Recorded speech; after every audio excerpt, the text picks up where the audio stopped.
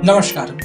ईसाई मान्यता के अनुसार पोप को रोमन कैथोलिक का आध्यात्मिक नेता माना जाता है, क्योंकि वह ईसा मसीह के प्रतिनिधि होने का दावा करते हैं, जो कि वेटिकन सिटी के राज्याध्यक्ष भी होते हैं। परंतु वास्तव में हम इनमें से कई को आज अपनी अनैतिकता व क्रूरता के लिए जानते हैं।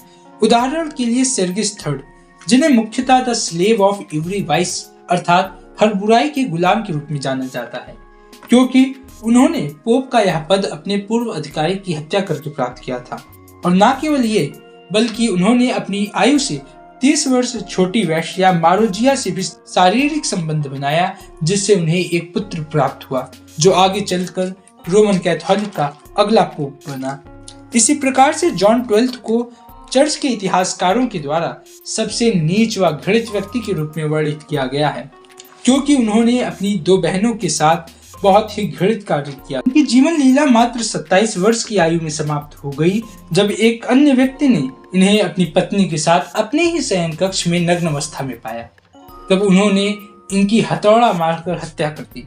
इसी प्रकार से बेनेडिक्ट 9 को एक दुष्ट व्यक्ति जो अनैतिकता का आनंद लेता था, पादरी के भेष में नर्क से आए हुए एक राक्षस के रूप में वर्णित किया गया है, क्योंकि वह अपने महल में रहने वाले युवा लड़कों के साथ बहुत ही घृणित व अनैतिक कार्य करता था। ये सामान्य धारणा है कि अलेक्जेंडर 6 अब तक का सबसे बुरा पोप था, क्योंकि उसने सामूहिक प्रार्थनाओं की तुलना में सामूहिक भोज की अधिक अध्यक्षता की थी। इसी प्रकार से जूलियस सेकंड को 2 बातों के लिए स्मरण किया जाता है।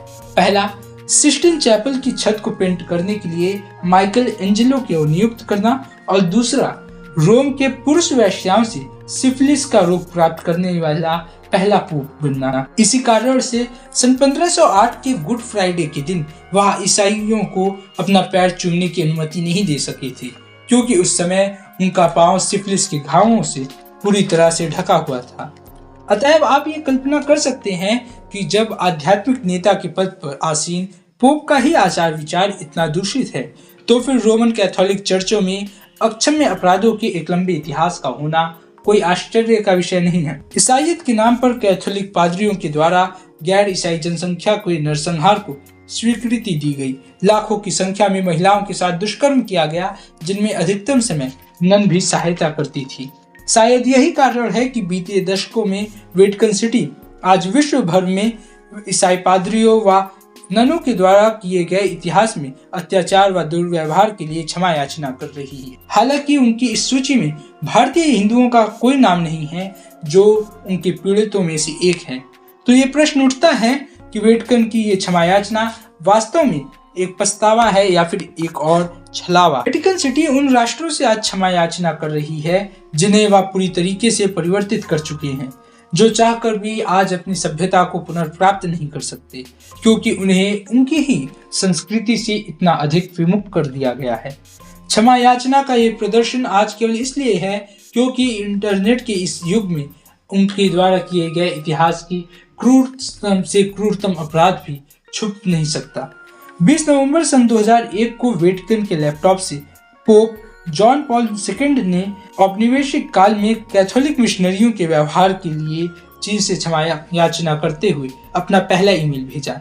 इसी प्रकार से 9 जुलाई 2015 को बोलोविया में स्वदेशी समूहों के साथ वार्तालाप में पोप फ्रांसिस ने उपनिवेशवाद के काल में चर्च के द्वारा किए गए पापों के लिए क्षमा याचना की।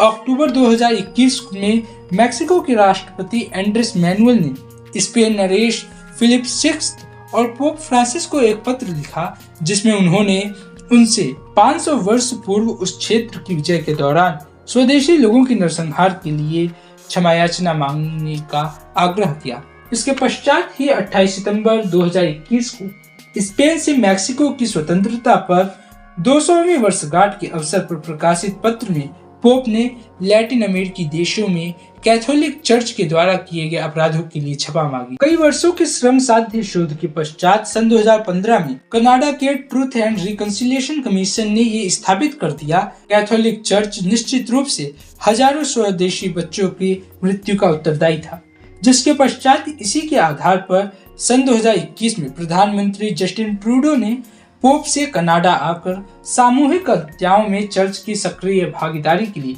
क्षमा याचना करने को कहा, जिसके पश्चात 25 जुलाई सन 2022 को पोप फ्रांसिस ने कनाडा की यात्रा के दौरान क्षमा मांगी और कहा कि मैं स्वदेशी लोगों के विरुद्ध इतने सारे ईसाइयों के द्वारा किए गए बुरे कार्यों के लिए विनम्रता पूर्वक क्षमा मांगता हूँ।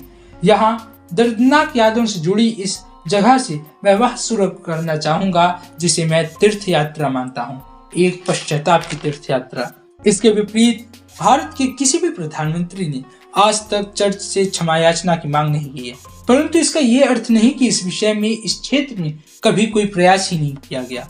सन 1999 में पोप की भारत यात्रा के दौरान विश्व हिंदू परिषद ने गोवा में हुए इंक्विजिशन के लिए पोप से क्षमा याचना की मांग की, परंतु तथाकथित इंक्विजिशन के लिए क्षमा मांगना पोप के एजेंडे में नहीं है, ये कहकर भारतीय कैथोलिक अधिकारियों ने इस पूरे मामले को शांत कर दिया। वह अंतिम बार था जब किसी पोप ने भारत की इस पवित्र भूमि पर अपना पांव रखा था, परंतु अब भी हमारे पास एक अवसर शेष है। पोप फ्रांसिस को भारतीय प्रधानमंत्री नरेंद्र मोदी जी ने भारत आमंत्रित किया है और आशा है कि सन 2025 के बाद ये यात्रा कभी भी हो सकती है। यदि ऐसी स्थिति में हम वेटिकन सिटी से गोवा ही नहीं अपितु भारत के विभिन्न क्षेत्रों में ईसाइयों के द्वारा किए गए क्रूर अपराधों के लिए क्षमा की मांग करें तो संभव है कि वेटिकन सिटी अपने पूर्व अपराधों के लिए क्षमा याचना करे। हमें एक बात ध्यान रखनी होगी कि क्षमा की ये मांग भारत सरकार व भारतीय जनमानस दोनों की ओर से की जानी चाहिए। हमें एक बात और स्मरण रखनी होगी कि ये क्षमा याचना केवल औपचारिक ना होकर बल्कि वास्तविक होनी चाहिए।